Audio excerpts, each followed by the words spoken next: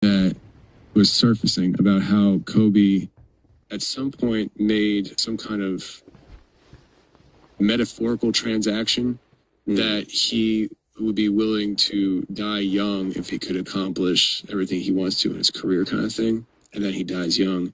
And then the whole connection with LeBron. And there's like this whole thing that people were saying was like some kind of ritual where they met in Philly at that game. And then, like, I think it was like a few days later, he died in the accident.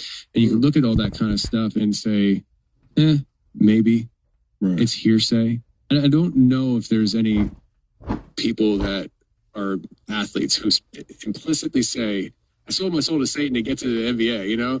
Right. But like when you have artists and musicians and actors saying these things, for anybody watching or listening, it's like, at what point do you need to have evidence before you start believing that there's an enemy out there that's warring for your soul, right, and that there is this thing called good and evil, and you're in the middle of it. The very people who you look at as sane people, oh, they're Hollywood, they're musicians, you know, they're people to be looked up to. Right. When those very people are saying these things, at what point do you need enough evidence on the table before you start saying, you know what, I need to make a decision here, you know?